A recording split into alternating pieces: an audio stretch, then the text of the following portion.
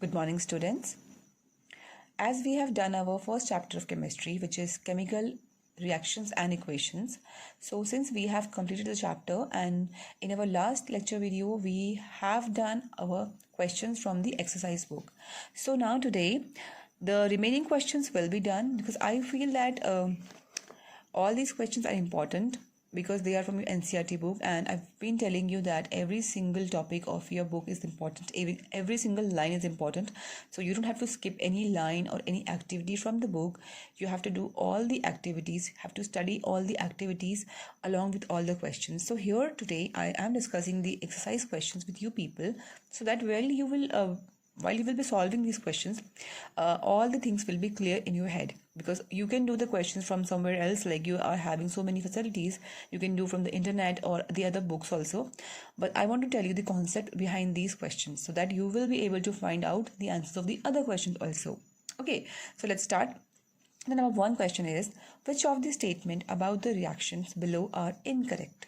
So you have been given a statement which is lead oxides plus carbon gives lead and CO2 gas.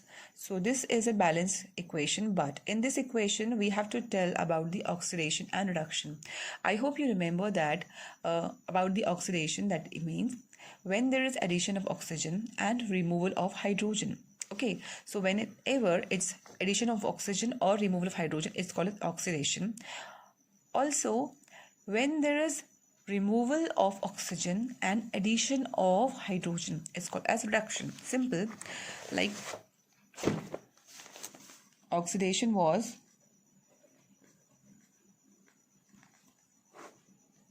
addition of oxygen and removal of hydrogen. Okay, and reduction is addition of hydrogen and removal of oxygen. So they are like reciprocal of each other. So sometimes in a reaction, both these reactions takes place. So in that case, we call them as redox reaction. But in this question, what we have been given that this is a reaction, and we have to tell which statement out of these four is correct. So the statements are lead is getting reduced. Okay, so here is the lead, and they are saying that lead is getting reduced. Okay, then B statement is saying that carbon dioxide is getting oxidized. Then C statement is saying that carbon is getting oxidized. Okay, then D is saying that lead oxide is getting reduced. So these are the four statements. So you have to calculate in your head that which statement is correct. So then after this, we don't have to just tell A, B or C. We have given other options like 1, 2, 3, 4 or 5. So we have to correct only one of these. So these are the statements, and along on the basis of these statements, we have to mark any of these answers. So the question is basically, the question is this. So first is A and B. So the question was, we have to tell which is incorrect. This is the thing which students, they do mistakes a lot of time, that they don't read the question properly. They are in a hurry and they feel that, okay, they have learned this topic, they know everything about this topic, and they will be able to answer this topic. But somehow they misses the question. So it is like, which statement about the reaction below is incorrect. You don't have to tell the correct statement, but you have to tell the incorrect statement. So the first one is, in the first option, it's A and B. So he's saying that this A and B are incorrect. Okay, then in the second option, he's saying that A and C, that means A and C are incorrect. Then in the third option, it's saying that A, B and C are incorrect, and fourth is saying all are incorrect. So this is not possible because all cannot be incorrect. Some of them are true and some of them are false. So we have to tell which is false. Okay, so we have to find out which two statements are incorrect. Again, moving to the question, like lead is getting reduced. So whenever we have to tell that whatever is getting oxidized and whatever is getting reduced is, so in this we have to always see that this side. Okay, So we have also always to see the sides of the reactants, because in the reactants they will be something and then we will be having product. So whenever we have to tell about which substance is reduced or which is oxidized, we have to name these substances by looking to these substances. Okay, so always the answer will come from this side, which is being oxidized and which is being reduced. We will not name this side's products. We will always take the name of these products by looking to this. So lead is getting reduced. So here is PbO, which is lead oxide. So this lead is getting reduced. No, lead is not getting reduced. It's lead oxide getting reduced to lead. So this is the wrong statement, because lead is not getting reduced. Lead is already reduced, but what was reduced actually was PbO. PbO was getting reduced, so it reduced to Pb. So this is wrong statement. Then the other statement is carbon dioxide is getting oxidized. No, carbon dioxide is already oxidized, but what is being oxidized is carbon. So the answer would have been carbon is getting oxidized. That means it is also wrong, but this statement is correct. That is, carbon is getting oxidized. Yes, there is an addition of oxygen to the carbon. So carbon is basically oxidized. Then the fourth is lead oxide is getting reduced. So this lead oxide, yes, it is reduced. So these two are correct. That is why these two are false. So this option number 1 is the correct answer. That is, A and B are the incorrect statement. Okay, so this is the answer of the first question is part 1. So next question is Fe2O3 plus 2Al gives Al2O3 plus 2Fe. Simple, that is, ferrous oxide when reacts with aluminium, it becomes aluminium oxide and ferrous or iron. Okay, it becomes to iron. So this is the simple explanation. We can see that it is a, okay, I will not tell you the answer. So here are some reactions given. So is it a combination reaction, or is it a double displacement reaction, or is it a decomposition reaction? Where is it? Decomposition reaction or a displacement reaction? So very simple, by seeing this, that it was ferrous oxide. Okay, so after the aluminium was it was a solution of ferrous oxide, then when the aluminium was mixed into it, it formed aluminium oxide. It means it's a displacement reaction, because aluminium is more reactive than iron, so aluminium displaces the iron from its oxide, so it forms aluminium oxide and iron was released. It was set out free. Now the next question is, what happens when dilute hydrochloric acid is added to iron fillings? Okay, so when we add dilute hydrochloric acid to the iron fillings, we have to take one answer from this. So A is hydrogen gas and iron chloride are produced. B is chlorine gas and iron hydroxide are produced. C is no reaction, and D is iron salt and water are produced. Okay, so in this this is a part of, like, when we will mix any metal into the HCl, because we have done a question like, if we will add zinc pellets or some crystals of not crystals, some scrapes of zinc metal into HCl, what will happen? It will produce a hydrogen gas and zinc chloride will be formed. So same, they have replaced the question with the iron. Instead of zinc, it's iron. So you can answer this question very easily. So it's just the same. So whenever there is when we mix any metal to an acid, it will form metal salt and a gas which is called as hydrogen gas is produced. So it will form hydrogen gas and iron chloride will be produced. So option A is the correct option. So then 4, what is a balanced chemical equation? Why should chemical equations be balanced? So the balanced chemical equations, I will write this answer. I think I will write the answer, or you can write the answer by your own. So I will just discuss this answer with you. A balanced chemical equation is equation in which all the numbers of the atoms of different elements are in the equal side, in the reactant side and in the product side. So basically it's a so balanced chemical equation is something in which in which the number of atoms of different elements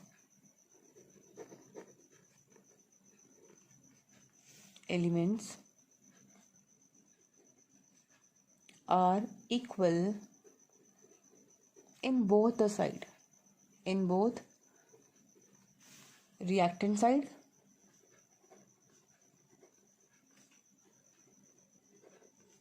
and product side. Okay, so this is the definition of a balanced chemical equation. So now next question is, where is the question? Okay, why should chemical equations be balanced? So chemical equations should be balanced according to the to fulfill the law of conservation of mass. So because the law of conservation mass states that the total mass of the product should always be equal to the total mass of the reactant. So this is only possible if the number of atoms of any element in the reactant side and in the product side of our equation is equal. That is why we have to balance the chemical equation. So we need to balance the chemical equation in order to fulfill the law of conservation of mass, according to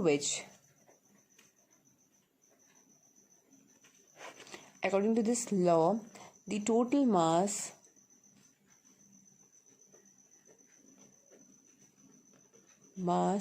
of product must be equal to the total mass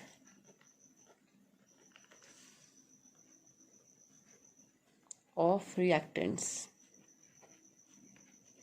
Okay, this is the reason why do we need to balance the chemical equation. Okay, so the next question is, translate the following statements into chemical equations and then balance them. So we have to translate these statements and then we have to balance them. So first is question number 5. Okay, so the first equation is hydrogen gas combines with nitrogen to form ammonia. It is very easy equation. Okay, so the hydrogen means H. Okay, hydrogen gas combines with nitrogen. First we'll write the equation and then we will balance them. So hydrogen will react with nitrogen. So nitrogen is, because hydrogen gas is mentioned, so it will be H2, because whenever it's gas, it always diatomic gases are there, so it will be H2 and the other is N2. Okay, hydrogen gas combines with nitrogen for ammonia, it's NH3. Okay, so because it's 2 hydrogen here, so again we will write we have to increase the number of this and 2 nitrogen, so it will be 2 here, so now 2 nitrogen. Okay, it's fine, and it's 3 and 2, so it's 6 hydrogen, so that's why we will be placing 3 here also. So now it's balance. Okay, so this is the balance equation for the first question. So then B, hydrogen sulfide gas burns to air to give water and sulfur dioxide. So hydrogen sulfide, again it will be H2S. You have to learn the formulas also. Hydrogen sulfide will burn with burns in air to give water. So air obviously means oxygen. Obviously whenever a word comes air or burning comes, so combustion, and in the combustion is a phenomena which requires oxygen, so that's why it has to be oxygen. Okay, so oxygen, and then it will form water and sulfur dioxide. So water will be simple H2O and sulfur dioxide SO2. Okay, so hydrogen sulfide reacts with oxygen to form water and sulfur dioxide. So oxide and 2, it's di. So then we have to again balance this reaction. So as we see here, it's 2H and 2H, so it's sort of balanced, and 1S and 1S. So this is kind of balanced, so you don't have to disturb this for a while. But we'll see again, it's O2 here and 2O here, but here is one more O. So that means the oxygen are 3 here in the product side, but in the reactant side it's only 2 oxygen. So what we will be doing then? First we will be adding 2, because if we will add 2 in this like already it's O2, so if we will write 2 here, then again we have to increase the number of 2 here. It will become 2s, and then again 3 will not be balanced by somehow. So what we'll do, we'll make it 3, or okay, so because we cannot change, it will be 3 and it will be 2, so obviously there will be a difference then. So we will do 3 here. So now it's 6O2. Okay, so now when it's 6O2, we can also write here also we will be adding 2 here. Okay, so 2, now the S has become 2 and O has become 4, and then it become 5 here. So we will be adding 2 here. So now how many? 2H and 2O, and here will be again 3 into 6. Okay, so this will be tricky for you. I can solve this because I have a lot of practice. So it will be like, I will put 2 here. It will be 4H and then 2S. Okay, 4H and 2H is somehow balanced. Talking about this, it's 2 into 3, 2 is 6. Okay, and here 2 into 2, 4, and 4 plus 2, 6. So this is balanced. So how I've done this, I will be telling you. So left hand side and right hand side. Okay, so right hand side means product and this means the reactants. So we'll tell the element of names of the elements here. So here we have hydrogen, and then we have oxygen, and then we have what? Sulfur.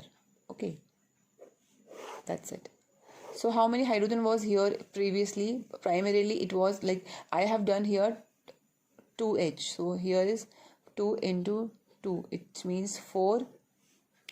Then in this side also it's 4. Okay. Then oxygen, it's 2 into 6. 2 into 3, 6. And here oxygen is first 2 and then plus sign is here, and then 2 into 2, 4. Again 6. Then it's sulfur is 2, and here is also 2. This is balance. Okay, so this is how you can balance. I have done in my way, but you have to do in this way. If you can do in this way, it's okay. You don't have to make this chart all the time. Okay, so next question is C. Is the question? Okay, barium chloride reacts with aluminium sulfate to give aluminium chloride and precipitates of barium sulfate. This equation we have been doing from so many days and so many number of times, so it's very easy and important one. Barium chloride BaCl2 reacts with aluminium sulfate Al2SO4 whole thrice. Okay, it will be giving barium sulfate. This is a precipitation reaction, and along with this we will be getting aluminium chloride AlCl3. So now we have to balance this reaction. Again we see BaCl2, now it has become Ba is 1, and Cl2 is now Cl3. Okay, and Al2 is only. So we will balance this reaction. Like we will again do the left hand side and right hand side for you, because maybe you will be having little problems. So it's Ba and chlorine and aluminium and SO4. Okay, so these are the elements which we have in this reaction. So like Ba is 1 in the left side and 1 in the product side. Then chlorine is 2 in this side, and here it's 3. Then aluminium is 2 and here it's only 1, and SO4 is 3 and here it's only 1. Okay, so now we see that there is a huge difference in the left hand side, that means the reactant side, and the product side. Okay, so we need to balance them. So for doing that, what will be the we will be doing it. So first let's make this aluminium 2. Okay, so now aluminium is 2. So by doing this I will be adding 2 here. So now it has become 2 aluminium, but chlorine has also increased. So now chlorine has become 2 into 3, 6. Okay, so that's why I need to put also 3 with this chlorine. So I will be putting 3 here. But then what will happen? It will become 6, but my Ba will also increase. So this Ba also has become 3. So Ba is now 3. So I will add 3 here also. So this also has become 3. But this now SO4 has also become 3. So now it's 3.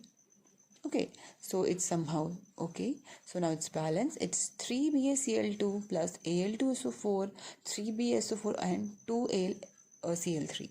So this is balanced. Okay. Now the next question is, potassium metal reacts with water to give potassium hydroxide and hydrogen gas. So potassium metal, it reacts with water. To the next question, it's potassium which reacts with water to form potassium hydroxide and hydrogen gas. So here it's one potassium and one potassium is here. Here it's two hydrogen. Here it's two hydrogen and one hydrogen here. Okay, so it means that it is having three hydrogen in the product side and one oxygen. So oxygen and potassium is kind of balanced, but hydrogen is not yet balanced. So we have to increase the number of hydrogens. So to do that, we will be putting 2 here. So now it has become 2 and 2, 4 hydrogen. Okay, so then to increase the number of the hydrogen, again we will put 1 2 here. So now it's 4 hydrogen. Okay, so 2 plus 2, it's 4 hydrogen, but 2, it also has become 2k, so we will be placing 2 here. So it's very easy and simple. 2 potassium, 2 potassium, 2 hydrogen and 2, so 4 hydrogen, 2 oxygen. So we can see that potassium here in the right side and in the left side. Okay, so potassium is 2, here also 2, hydrogen is 4 and here also it is 4, and oxygen it's 2 and here also 2. This is a balanced reaction. Okay, so the next question is question number 6. It's balance the chemical equations. Already the equation has been given to us and we have to balance the equation. It's nitric acid plus calcium hydroxide. When it reacts, it gives calcium nitrate and water. So we'll write the reaction here. HNO3 plus calcium hydroxide, it will give calcium nitrate and water. Okay, so we know that these are the elements and these are the products. These are the reactant and these are the products. So we'll write the reactant this side and product this side, and this side we'll write the names of the elements. Okay, so first we'll write hydrogen, then nitrogen, then calcium, oxygen is also there. Okay, so these elements we have. So how many hydrogen do we have here? 1 and 2. That means we have 1 plus 2. Okay, and to this side we have hydrogen, only 2 hydrogen here, and nitrogen we have only 1 nitrogen, and this side we have 2 nitrogen. It's whole twice here. Okay, so calcium we have only 1 and here also we have only 1 calcium. Oxygen we have 3 here and 2 here, so it will be 3 plus 2, which is 5, and here we have 3 oxygen here and 2, so 3 into 2 6 plus 1, so somehow we have 7 oxygen here and 5 oxygen here, and then 3 hydrogen here. So what we'll do, because we have a balance, this C is equal, so first we'll not disturb this, so we will just put 2 here. Okay, so by putting 2 here, now this hydrogen has become, this has become 2 hydrogen plus 2 hydrogen, that means it has become 4, and then this nitrogen has become 2. Okay, and oxygen number has also changed, like it has become 3 into 2, it has become 6, 6. Okay, and 6 plus 2 is 8. So now 8 is the number of oxygen, 4 is the number of hydrogen, and 2 is the number of nitrogen. So after putting 2 here, so since we are not disturbing these because calcium is equal, so because we have added 2 into this, and calcium is equal, nitrogen is equal, so we will just shift 2 here. Now it has become 2H2O. So by adding 2 here, now the number of hydrogen has increased into 2 by 2, and it has become 4. So now this is balanced. The nitrogen was already balanced, calcium was already balanced, and then this O. So it was like 6 plus 2. Now it has become 2, so it is 8. So this is also balanced. So this is the balance equation. Okay. So next is NaOH plus H2SO4. Okay. NaOH plus H2SO4 gives Na2SO4 plus H2O. So this is sodium hydroxide reacts with sulfuric acid, gives sodium sulfate and water. So this also we have to balance. Again we will do the same phenomena. We can also balance without using this table. Like here I'm trying to do this without this table. You can also do like this, but if you're a beginner, so you can always do this method. This is always helpful. So like here is Na1 and here's 2Na. So I will be putting 2 here. Now it has become 2Na and 2O and 2H. Okay, and here is also 2H, that means 2H and 2, that means 4H here, and here is only 2H, so I'll be putting 2 here. Okay, 2H2O. So then I will be counting this. So now 2Na, I'll be taking other pen. 2Na, okay, right? Then okay, oxygen again, it's 2 here, and then 2, and then 1 is here. So 3 oxygen, and here also 3 oxygen, kind of balanced. SO4 is 1, hydrogen is 2 here and 2 here is, so this is a balanced reaction. Okay, so everything is balanced here. It's a balanced reaction. So next is NaCl plus AgNO3 gives AgCl and NaNO3. NaCl plus AgNO3 gives AgCl plus NaNO3. Okay, so this is sodium chloride reacts with silver nitrate, gives silver chloride and sodium nitrate. So this is, I feel it is a balanced reaction. We don't have to do anything. This is a balanced reaction, already balanced. Okay, so next is the BaCl2 plus H2SO4 gives BaSO4HCl. BaCl2, barium chloride plus H2SO4 gives BaSO4 plus HCl. Okay, so now in this reaction, I think this is also a balanced reaction because BaCl, no, this I have to add 2 here because 2 H. This is not balanced because hydrogen is 2 here, so this is a balanced reaction. So all these reactions which we have balanced today, there are few more questions which I think will take more time for this lecture video. So it will increase the time limit. It will be like very lengthy, so I am ending this lecture video here. So these remaining questions will be discussed in the next lecture video, and along with these questions I will be discussing some more questions with you. Okay, so we will be doing some more questions in our next lecture video, and then after that we will be moving to the next chapter. Okay, so I think now it's pretty clear to all of you. You can write all these answers in your textbook. You have to make all the notes in your fair notebooks. You have to do all the questions in your fair notebook. Okay, so this is it.